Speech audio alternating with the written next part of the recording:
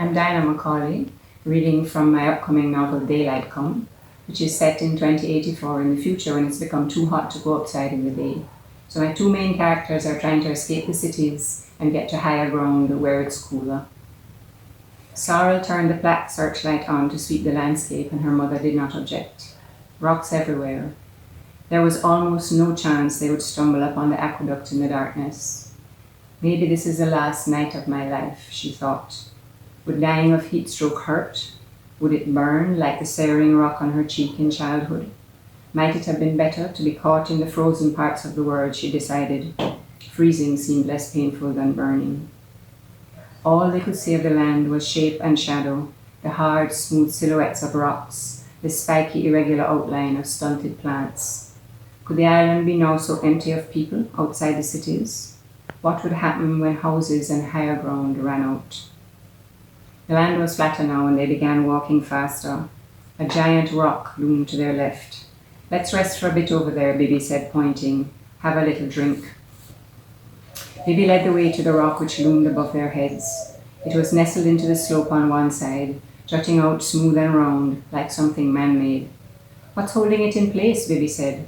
"Why didn't it get washed away? Who cares? It's big, that's probably why."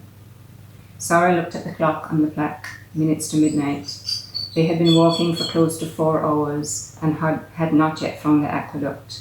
"We need to—" "Shh! What's that noise?" Bibi hissed. "I don't hear." "Climb, now!" Bibi yelled. "What, Sorrel?" And then Sorrel heard a low, grumbling growl coming from behind them. "What a Sorrel," her mother cursed. "Climb when I tell you." She saw something low, racing out of the dark, a feral. "You go first," Sorrel cried as they squeezed into the narrow space behind the rock. "Hurry," she panted. Her legs were exposed, and she heard a snarl and scrabbling at the base of the rock, and the feral's teeth closed on her right boot. She kicked. If she lost her boot, they were dead. Something bounced against the rock, and she heard the animal yip. Her boot was free. She began to climb. She saw her mother's extended hand, but ignored it. "Did it bite you? Are you bleeding?" Bibi demanded. "I don't think so. It had my boot. Guata. I left my backpack in the open. Everything is in it." She realized Bibi's pack was also gone. They sat back to back, knees to chest.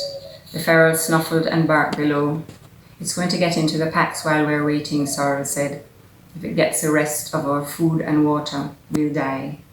"Is it only one canine?" Bibi asked. "Ferals aren't usually alone." "One bit my boot, that's all I know."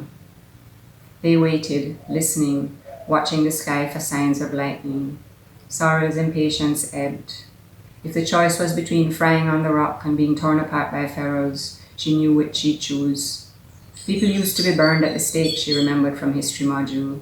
Maybe their nerves shut down, and apart from the first scorching, they felt nothing after that.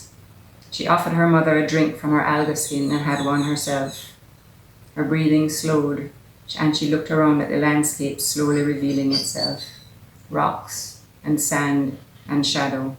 One backpack, not far from them, still intact. No sign of the feral.